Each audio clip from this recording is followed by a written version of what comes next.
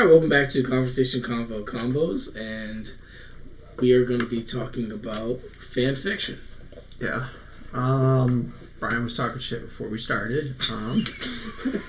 For use. I guess mine, I was trying to figure out if I should do my original fan fiction or if I should do a fan fiction based off of, well, I mean, I guess it wouldn't be fan fiction if it's original, because original would be original. So, for fan fiction, I would say I'm stuck between Persona or, I would say Invincible. I mean, granted, we just watched it, so, I mean, I'm sure there's plenty more that I can research on it to find details about. Like you found out about the whole conspiracy of like Adam, Eve getting pregnant, stuff like that. But I probably lean more towards Persona because I like the idea of, you know, you have a superpower, but it's controlled. It's like an internal thing that you have to break out. Kind of like Adam Eve's thing where you gotta release it.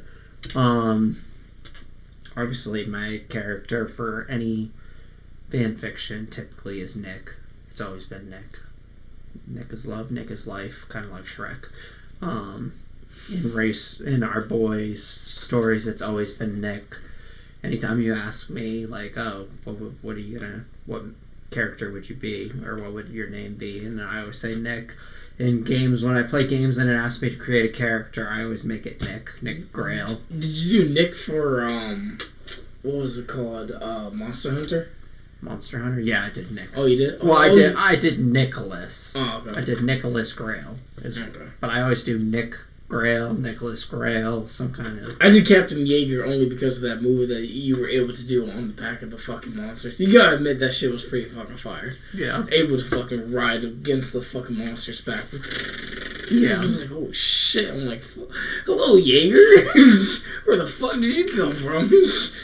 But, yeah, I think I would do a Persona story just because I like the versatility of it and the fact that the gameplay you could potentially end up with. There's a ton of different relationship options. It's so fluid, and you literally go through the steps of school while also So what you're saying is there's a lot of parameters. Well, there's a lot less parameters. Oh, okay. So the barriers are already broken, and my arrival is being waited upon.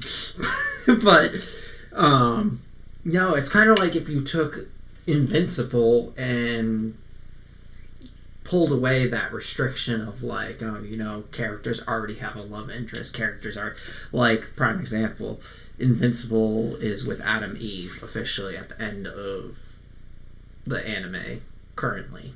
Yeah. And then so on. Everybody has like a concrete, relatively relationship with each other to a degree, kind of like Immortal and, you know, so on. You get the point. I don't want to spoil it for anyone who hasn't watched it, but spoilers. Fair warning. But I kind of like Persona because I've played through it so many times. I have hundreds upon hundreds of hours in it, which I can't even get accurate with that because I have time on Ray's PlayStation and then time on my PlayStation, and then I have time on my PlayStation 4, but now I have a PlayStation 5 and I have time on my PlayStation 5. So Jesus Christ. Yeah. So it's the game's been ran through. Like, so I've definitely played through it, seen all the different personas. I'm a little rusty in memory of the personas, but I just like that too because you can get different type of personas, and with a story you could create your own personas. And the thing is, they look so demonic, but they also look so holy, but they also look so unique and cool. And it kind of, you could create personas that look like characters that could be from Yu Yu Hakusho and from, you know, Naruto, or from, you know, their summons and stuff. You could make them look like personas. But, I mean, and that's kind of the joy of fan fiction, being able to write your story and, you know, be able to incorporate some ideas from other animes or other shows. Yeah, reference them. And reference them without having to worry about copyrights and copyright strikes and stuff like that. But like I said, I am doing or trying to do a original story. So, again, kind of, I have to veer off and be careful and not use too much of an idea from without like anime the copyright without the copyright aspect coming into play. So that's why I'm doing it real slow and being like, okay, if I don't want to make too much of a reference to a point where it's like, hey, you clearly took that from this anime, or you'd be took right. this from this game. Yeah, my legal team will take care of it. My representative, if you need to find him, he lives at Lake Ave in New Hampshire. But she talks to the chick at the front desk. Yeah, Raymond. It's actually your daughter, Serenity. Oh, biscuits. Oh, biscuits. Jesus. But yeah, no, I just feel like the everyday school life, you can make it so, you have your characters have normal lives, but then on the off side, they also can do superhero lives, but the rest of the world doesn't realize that they are superheroes. And that's why I said you should play the game. I mean, it sucks how long it takes I don't to get feel into like it, but I knew it. Weak. Pathetic. You can't get through these parameters. You're not ready for my arrival. But no, it definitely, that would be my golden goose for fan fiction, would be Persona. My worry is that I'd get too into it and then be like, incorporate too much. Yeah, incorporate too much, and then I'd really be like, oh, I really want to make this like an actual genuine thing, like a book, like a book or something. Yeah. And then it would be like, well, I can't do that because of copyrights, and then, because I mean, the Atlas, the company that makes Persona, is very, very strict on what you can use. You literally can't record gameplay and post it on YouTube. Like, you're very stricken on what you could put on YouTube. Yeah.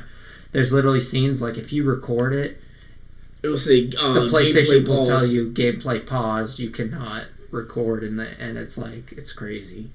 So, I mean... It's a good thing I got a video camera. Yeah.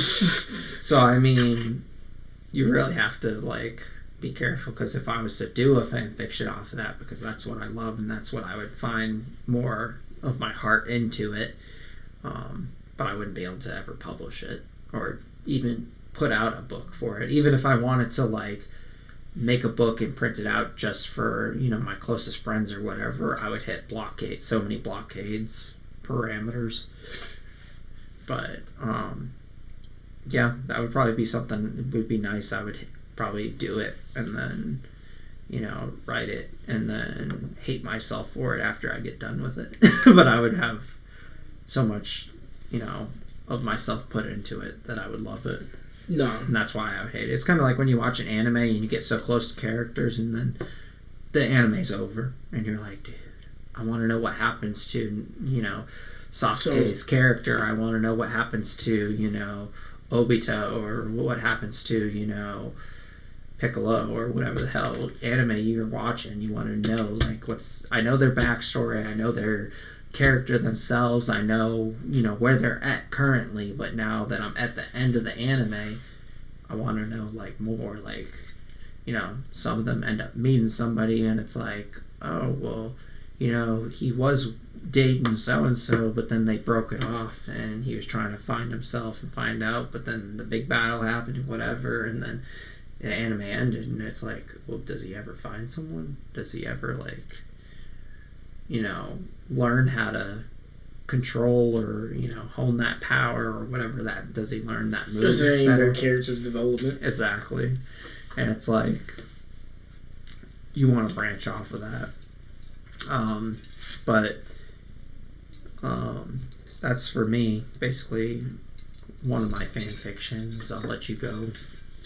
For me, my fan fiction would definitely have to be between Naruto and Yu Yu Hakusho. Only because again, I like Naruto's like their hand motions, Yeah. the hand signs, and I like certain character development. But I like Yu Yu Hakusho because of like certain stuff that they had going on there, and I like certain characters in there, like how they also develop. It's really hard to really like pinpoint a certain anime to like do a fan fiction off of, because a lot of, if you ever notice in certain like animes that like, I always notice there's always like the main protagonist that has like a character development that went from like 0 to like, you know, to 100, or like start from the bottom, now they're here. Yeah. Which, it's good, but it's just like, it's a lot of like rinse and repeat. Like I said, it's not bad, but it's just like kind of makes you kind of like incorporate that, but also you don't want to do something that's like not too cut and dry, but like a little bit of a copy and paste. But you want to add like a little pizzazz to it, so you want to add a little doozy, a little. Well, that's it. And I was just about to say, that's the fun part, is because those characters that you see go from 0 to 100. Mm-hmm. If you feel like they did that too fast, that's your chance to put in your OC character and intercept that and dull that down. But that's the thing with like some of these fan fictions and the books that, you know, you read, is that like sometimes like character development can go from like 0 to 100 real quick, or sometimes it can really take a long time for them to like fully develop, you know, and you know, pinch and poke depending on how you want to really apply it. You know, it really comes based off of how quickly you want it to be applied and how slowly you want it to be applied and how much content you want to put into that character. You might want the character to have a really horrific, you know, backstory, and you know, his mom was getting raped right in front of him, and that's what kind of incorporated his power and made him, you know, plagiarized as this murderer, and everyone sees him as this murderer. Which brings me to another anime I recently watched. It was like, what was it like? It was like Trash People, and basically like there was this kid that was like, I hate the fact that I don't remember the name of the anime. It pisses me off. But people would know, especially if you are on Crunchyroll, because it's one of the top rated. Basically, this kid is he's in like this world that's like kind of like the high heavens, if you want to call it. And then there's a down below, which is just like nothing but complete trash, where they dump like all a bunch of like basically trash and like shit that they call that useless and stuff like that. It's something about tiers that I love. It's kind of like, I don't know if you're familiar with the Hunger Games, where there was districts. Mm-hmm. And I like when it's broken up. You know, District 13 was considered the most poorest district, and like, you know, the poorest of the poor, all the, like you said, the trash goes there. Mm-hmm. And basically that's how this anime was, is that you had like the poor people down here, then you had the wealthy people up here, but then you had like a couple like maybe in like between. Scragglers and stuff like that were like trash people, but they were doing what they can up there. And then they thought that this kid killed his homeowner, or the person that he was with, so they labeled him as trash, and they dumped him into the trash world. But when he got dumped into the trash world, he embarked on these people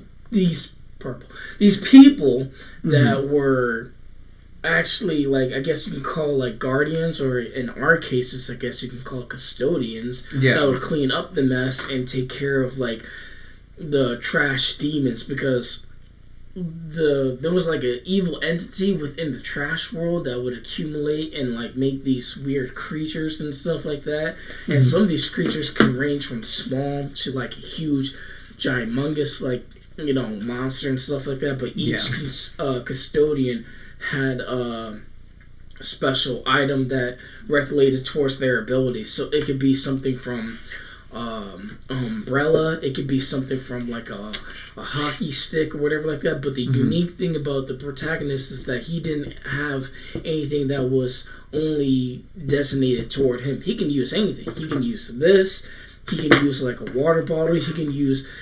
There was a funny episode that he used actually a plunger. Oh, wow. And then there was a character that was with the, I guess you could call it the group of the custodians, and he saw the plunger, and he's like really OCD, like cleansing and stuff like that, and then he saw the plunger, so the protagonist is just like, oh, I'm gonna fuck you up, whatever, like, and he's like, did you just pick up a plunger? And he's just like, why is he so afraid of this stick with rubber? It's like, it's just an item. And then he started chasing him. He was like, get away from me with that thing. And he started like literally running around. And then when he met up with like one of the main elites, whatever like that, the main elite was cracking up and stuff like that in the passenger seat while there was someone driving. And he's like, I can't believe you were running away from the new kid over here chasing you with a plunger. Because he just was cracking up and laughing about it. He's just like, you don't understand and stuff like that. He's just like, you know how I am and stuff like that. So it was just funny to see it on that aspect. But that's the involvement that I like with like certain characteristics and stuff like that. That like certain people who have OCDs, certain people who are really like very cleansy wise, certain people who like are afraid of heights and stuff like that. Yeah, the quirks and like the certain stuff that like really pins them down, and like they have like their fight or flight and stuff like that. It makes the story, and it makes it character. It creates character, and then it makes it more beefy. To go back on like Yu Yu Hakusho and Naruto, the reason why I like Yu Yu Hakusho so much is because it's such an old classic, but there's just a lot of character development, not just with the main protagonist, but with Hiei, Kinamaru, Kuwabara. All those characters, they came so much of a far long way.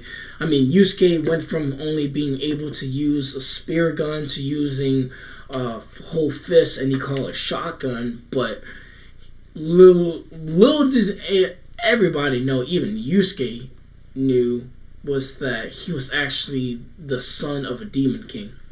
Like, he was kind of like reflection from, like, you know how that show that we watched, Jujutsu Kaisen? Yeah. So basically in that same premise, but like he was literally like embodied. Like he was literally the son. So it was like literally inherited. Like it was like literally like night and day reflected. Mm-hmm. So you have to think that like you're a demon cop or a demon hunter, and then turns out you're actually a demon yourself. Yeah. You know, what's coincidence like that? But then when you think about it in all of these animes and stuff like that, that's kind of really how it goes, is that like you have a person who's like really against stuff and you know is fighting against it, but it turns out that they're actually the main thing that they're hunting down and stuff like that. So it's kind of like, it's very how do you call it, like generic. No, not generic, but like very coincidence. It's very like you know, like ironic. Yeah, exactly. It's very ironic for like something like that to like you know happen, but then it's just history repeats itself, which isn't bad because it kind of makes the viewers and the people who are reading more involved with it, whether you're reading the manga or you know watching the TV show. But I like, you know, just having that in there in my fan fiction if I was gonna really pertain into that, because I mean it doesn't really take much to really make a fan fiction. It takes time, you know, peace of mind, your own space, and simple knowledge. But what I noticed with you is that if you have like a nice chill environment and playing music in the background, whether it's like a personal playlist or something chill in the background, then you're golden. Versus if you have something in the background and you know you're watching. I mean, I know like when you were doing your fan fiction and I was playing Shameless. I mean, let's all be honest. Like if you have Shameless playing in the background, that shit's always that's always popping off. You'll like Ozark if you like it's like Shameless almost. Really? Yeah, it's literally like Shameless. A lot of like real life crazy shit happens that you were like, holy crap, like that genuinely could happen in real life. You would like Ozark, because now that I thought about it and I was like, oh yeah, that's right, you watched Shameless, And you love Shameless, so I'm like, if you love Shameless, you'll love Ozark. Yeah, because I've watched Shameless like from like season 1 all the way up to like the last season, at least like 3 or 4. Actually, maybe yeah. When you were watching it with me, that was my 5th time.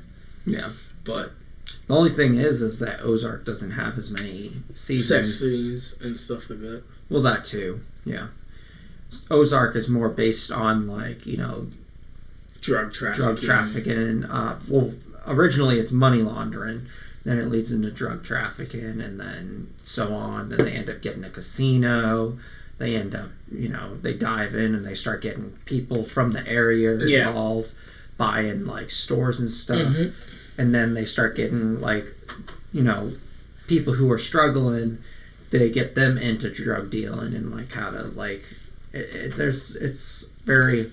For me, being a reader versus a watcher, a person watching something, it really has to draw the reader in. And like, I'm the type of person, I like short chapters, so if you make chapters more shorter, it's going to make me feel more involved, because then this is like, I don't feel like the chapter's so long, because if I'm reading like 1 to 20 pages and that's like the first chapter, then I'm gonna be like, dude, like this is fucking taking forever. I mean, like the content is okay, but like it took me 2-3 days to read a chapter. Yeah, you're drawing me out.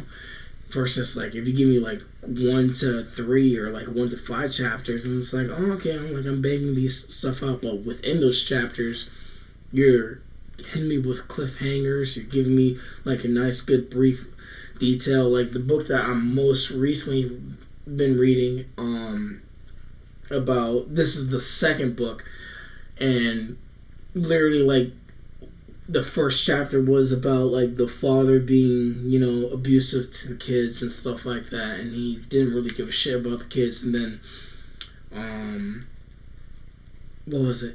Prior before that, actually, sorry, scratch that. Prior before that, it was training simulation with the Air Force, and they were like airplaning through their jets through like some weird type of beach or whatever like that, and they were like sweeping around and stuff like that. Then they stumbled upon something, but like they didn't really like give too much mind and eye about it. But prior to the past book, it was actually a nuclear bomb that was rested, that got how do you call it, disabled, kind of defused. Yeah, defused. It got defused, and so it, instead of landing towards where the target it was supposed to go, which it was going to be like Washington D.C., and it was going to be like a major impact because it was like pretty much like a nuke, mm-hmm. and the radius of that was going to be substantial and killing like millions of lives. It landed into the ocean, and then it finally rested onto the beach of the sand, which brings me to the part where the kids and the dad. Normally the dad goes out, just chilling and having his own peacetime and stuff like that, but the wife was just like, oh, like, you should take the kids, spend some time with them and bond with them. And he was just like really like a little bit like against it, but he was just like, you know what, I'll take the kids. Takes the kids down there to the beach, and then the kids are, doing them stuff like that. The dad is just, cooling back, drinking a couple cold ones, just chilling, mm-hmm. and doing him. And then the kids find it, and then I'm like, Dad, we found something cool and stuff like that. And the dad's just like, yeah, okay. And first he didn't believe it. He was like, no. Yeah. Like, you really gotta believe it. It's like this big massive thing and stuff, and it's in the sand. And the dad's like, okay, I'll come with you and check it out. And he's looking at it, and the only thing that's on his mind is like, I can make money off of this, because he sees like this huge giant nuke that's like in the sand, but you can see like literally just the surface of it. So it's just like the round circle of the nuke and the tail kind of pointing out from the sand. And the kids are like dusting it off and like, trying to move it and play with it. And the dad was just like, don't touch it, just leave it alone. We're gonna report it to the authorities and stuff like that. Obviously he was bullshitting to the kids and stuff like that. Took the kids back to the place, and then he called up his boy, and this was the person that he knew fair and well, and it was a pawn shop guy. So the pawn shop guy was just like, oh, you know, just like, I'm a little like caught up and stuff like that. Like, what do you want? And he's like, hey, like I got something big.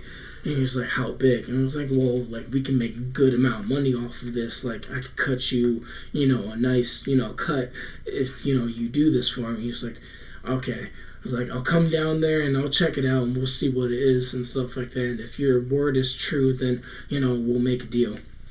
You go down to the place, they check out the nuke and stuff like that. Best believe, like, obviously the guy from the pawn shop and the dad is just like, see, I told you, you know, it's real and stuff like that. Okay, we're going to hook it up on my tow truck and then we're going to put it on the bed and then we'll take it from there. So they hook it up, get it on the bed and stuff like that and everything. And then they're on this, like, little, like, boat cruise or whatever like that. And he's just like, yeah, man, like, the dad is just like, yeah, like, we're gonna make so much money off of this and stuff like that and everything. Like, you're not gonna believe it. And he's just like, oh, yeah, no, we're gonna make so much money off of this and stuff like that. And the pawn shop guy, he reaches inside his back, and the dad's just like looking inside the sea and stuff like that. It's like he's finally going to get his escape from his nagging wife and these annoying kids and stuff like that. He's not going to deal with. What does the pawn shop guy do? Pull out a gun and shoots him. Exactly. Literally pulls out a fucking revolver, a 45 Magnum revolver. Boom! 2 shots in the fucking dome. First shot hit him in the chest, and the second shot hit him in the dome. Because the first shot, he was just like, well, I thought we had a deal. He was like, yeah, I had a deal. And then shot him in the fucking head and then dumped his body in the fucking water. And then he took the fucking nuke for his damn self. Yeah. It's crazy, man. I'm telling you, like, sometimes when you're reading these books, dude, it's like, it's fucking crazy, bro. When I was reading this shit when I was at work, I'm like, oh, shit. I was just like, damn, bro, like, that's crazy. And I'm like, I'm reading this book, and at the same time, I'm at work, so, like, I'm, like, so stationary on this book and stuff like that, so I'm not really thinking about anything that's around me. Then I got my co-workers coming out to me, like, oh, I'm sorry, I'm late coming down. I was like, you're fine. I'm like, I'm over here reading this book. I'm in sanctuary. Like, you're fine. Like, I already got done what needed to get done, and I'm doing me. Like, you're good. Like, don't worry about it. Yeah. It's like, I'm over here reading my book, but that book is fine. And then I still have a third book after that because it's a 3. So I already read the first one, and I'm on the second one, so I gotta read the third one. But I don't know. When it comes to readers, especially when it comes down to fan fiction, you want to bring some type of characteristic, and you want to bring that type of animosity. You want to bring some type of, like, emotion. You want to get the character involved. And you want to get that, like, blood pumping. You want to get them to be like, yo, like, fuck this fucking character. You want to make them kind of, like, the same way we hated fucking Negan, the same way we hated fucking the... If you hate a character to the point where you want them gone or dead... The mayor, the same way we fucking hated the mayor. The governor. Yeah, exactly. The governor, the same way we hated the governor and shit like that. You want to build that type of hatred, because when you build that hatred, it's just like, I want this motherfucker dead, so you that means it's a good character. Yeah. And then when you're reading, like, certain characters, like, I want to know what the fuck this character's going to do and stuff like that. Yeah. But then when you start adding characteristics from references from animes and stuff like that, it adds a whole different type of plethora, but then it gives you a little bit more just to kind of joust out of, you know what I'm saying? It gives you a little something to kind of work with. And that's a big thing, too, is especially if you're doing fan fiction, typically, you know, you're either altering the story that already is there, which means you got to keep the characteristics and change them up a bit. But if you do a fan fiction, adding your own original character or OC, you got to make your OC relatable. You got to try and, you know, like you said, you got to add characteristics, something that's relatable, relate to, bring or the character bring or out the person into them. Yeah, exactly. Because if the person reading your fan fiction isn't getting excited about what is going to happen to your character next, like, have you brought your OCD into your characters? Have I brought my OC out? Like Your OCD into like certain characters. Not yet. No, I just introduced him like literally. He's only been in the story for because I know you like things clean, and I know you like things organized. Yeah, that's one thing I know about you is that like you like things clean and you like things organized. And you like to know like where things are put. Because if something's out of place, I guess technically you could say I did because when Bryce asked for his bag, Nick already had it there because he's like, "Oh, I already got it. Like, I got all our stuff." Which is pretty much kind of like you because it's just like if I asked you, I was just like, "Hey, Mike, can you like go into my car? It's in the back seat. It's a DeWalt duffel bag, whatever, like that." And grab yeah, exactly. You already like fucking pull out. Like you didn't have to grab me the whole bag, but this actually works out even better because now I have even more tools. Yeah. Versus just the one tool I asked you. It's like I didn't ask you for the whole bag, but hey, this actually works a little bit better. You know? Yeah. So I think I guess on that aspect I kind of did bring it out. I haven't brought it out to a point where it's more aware and people are noticing it as a characteristic, but definitely I made it kind of like, hey, like how do you know he was going to get the bag? Like how did he know he was going to need the bag or whatever? So lead up to it, because I mean they don't even know if like. Maybe Nick was with Bryce before down the pathway, and then Bryce had left, and Nick was like... Or, like, left the car somewhere and stuff like that, and then Bryce knew where the thing is. Which kind of comes down to, like, the whole teleportation thing, because you kind of have to know where the past place was, so that way you can teleport towards it. Like, when you were saying that, like, my character was teleporting, like, towards, like, the enemies and stuff like that.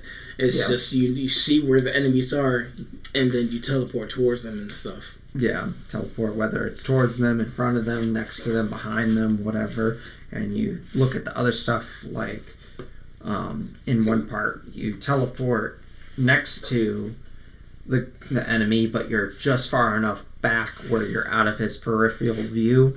And basically his back is almost towards a tree, and you basically manage to grab his whip or lasso or whatever you want to call it, and you basically wrap it around his neck and basically use it to Hulk. Basically what Hulk does to Loki, you basically start doing that to him with his own lasso.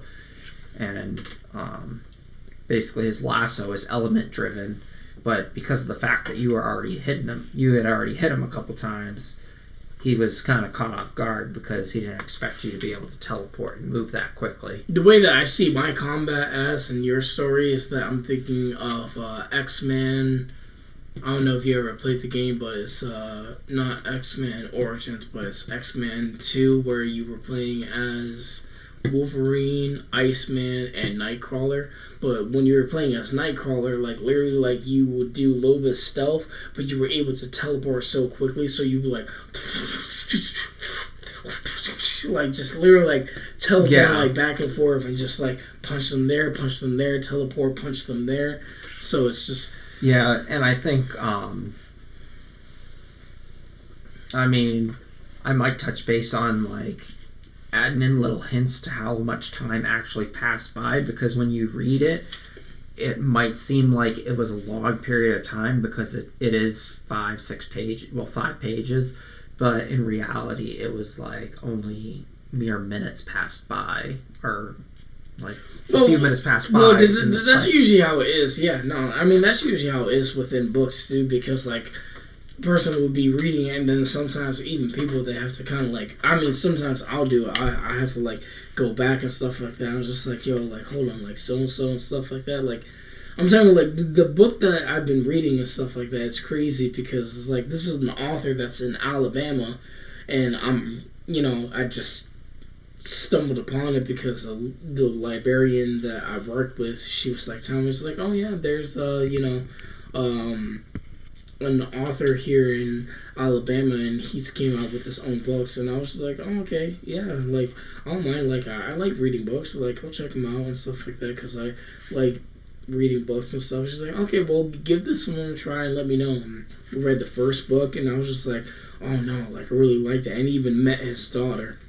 and his daughter was just like, oh, like I heard that you're reading my dad's book. Like, do you enjoy it? I'm like, yeah, no, I really do enjoy it. Like, I'm looking forward to reading the second book. She's like, oh, did you know there was a third How book? old And I was is just, she? she's Oh, never mind. yeah. All right, so but yeah, no, dude, it's crazy. Like, just reading, like, see, that's the advantage you have though, because you're in a middle school, so you have your library has more adult like books. yeah. She even showed me a section. The librarian showed me a section of like the adult section and stuff like that. And it's just like, I don't really need that, but like, thank you for showing me it. But like, I'm just more like I'm trying to venture out. Well, like, people keep on telling me about like dark romance. People tell me about like, try out this and stuff like that, which I'm very willing. Like, I like to try out different books and stuff like that, as long as it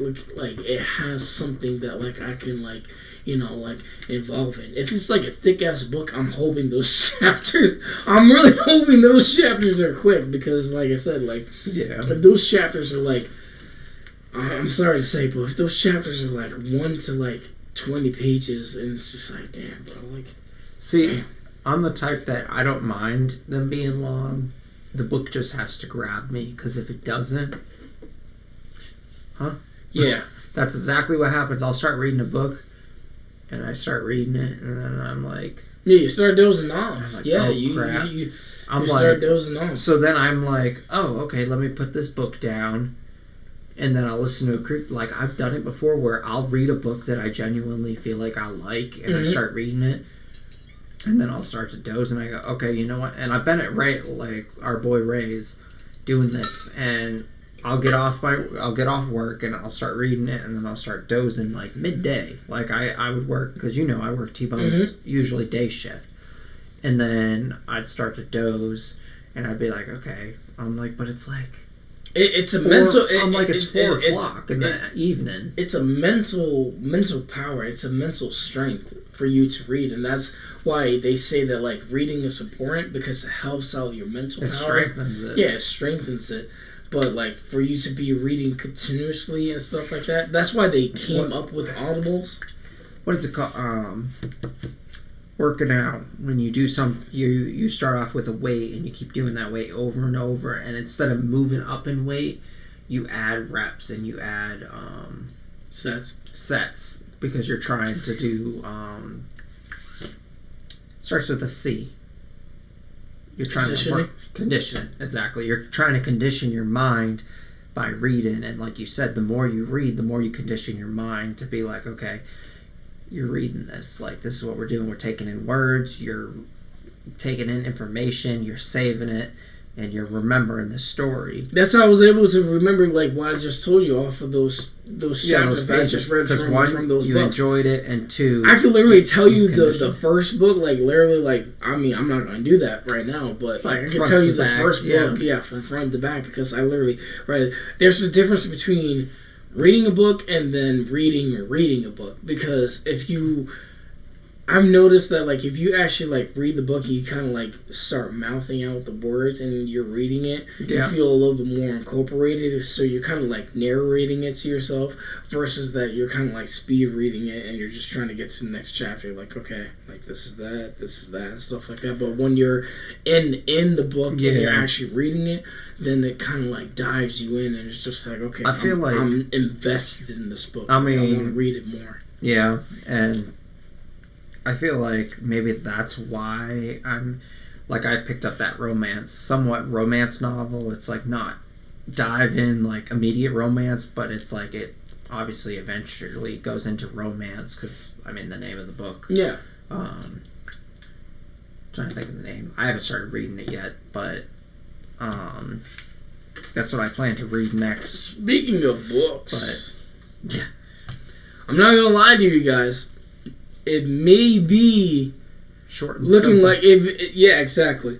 It's very short and simple, but and it looks like a kid's book. But the weight of the messages that are inside this book, very, very simplistic. But the stuff that's in this book, it makes you really reevaluate life. It makes you see things in a different perspective, because the boy, the mole, the fox, and the horse, each one has a certain characteristic, and each single one, it tells you, like, it doesn't have to go into specifics. It just gives you these little small gifs, and just reading certain little small things, it makes you, like, just this one right here is, what do you think about success? The boy asked. And the mole responded, to love. And it's just like something that small. Is it like I'm over here thinking, like, I'm trying to think about like money. I'm over here thinking about like being famous. I'm over here thinking about like having millions of friends, having millions of viewers, followers, and stuff. But and is that not what we've just talked about too? We talked about, I mean, off podcast, we were like, you know, when you were feeling low the other, like, earlier in the week, you're feeling low, and I came in here and I was like, you know, we focus so much on, you know, our wants that we don't take care of our needs. But then I'm like, we also focus so much on our needs that we don't take care of those wants, which is the love. What do you love to do? You love to work out.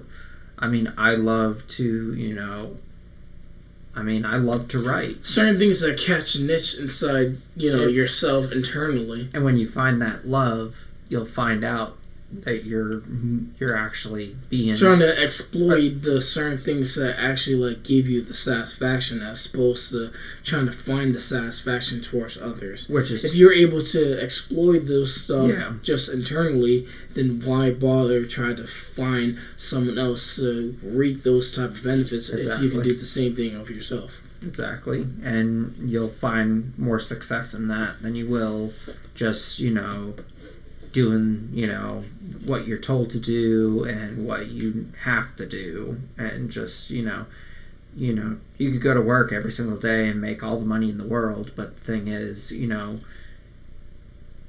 you're not gonna be happy. The key is, if you're happy and, you know, you're happy where you're at, you're happy who you are, you know, you're happy with what you're doing, especially. Yeah. You're going to feel more successful, like you've accomplished more. And I mean, like you said, I mean, you've noticed I write better when I have music playing. And then, I mean, sometimes that's what it comes down to. It's just putting yourself at peace, putting yourself in that, you know. And then you should see how I write when I put creepypasta on. You thought I wrote and did good today. Put on creepypasta, I really write, because I'm not focused on, like, you know, maybe a song comes on that I'm like, that's not really, I'm not feeling that, it's not fitting the part that I'm writing, or it's not, you know, fitting, I'm not feeling that song right now, and then I go over, I move the tab, and then I have change. But if it's creepypasta, those are like anywhere from 20 minutes to an hour, sometimes even longer. Yeah. And then you end up writing, and you get lost because you're hearing that soothing talk, that soothing narrator, and soon that soothing narrator turns into your actual narration of your story. And you're like typing, and you're like, oh crap, I've been typing for like 4 hours. And I got like 2 chapters done. I didn't expect to write that much. And it goes from, okay, you're forcing and racing to get these chapters done, turns into, I'm knocking these chapters out of the park, but I'm so honed in and focused on it. Yeah. And then you add in, you know, now that I'm more grammar aware and more grammar controlled, and I have a wider grammar dictionary, so, you know, that I can use. But yeah, no, I mean, that's definitely, I mean, like you said, drawing that reader in, especially if you're doing an original story, you really gotta capture characteristics of, you know, and your OC and characteristics of the characters that you want to play a big role in your story and last. The more characteristics and the more connections you give them to relate to a audience or any audience, the longer they're going to last in your story, and the more successful you could potentially be. Same goes for fan fiction. Like you said, if you're wanting to add your own OC character, they have to be relatable. They have to be, very characteristic, unique, but also hone into the story. Yeah.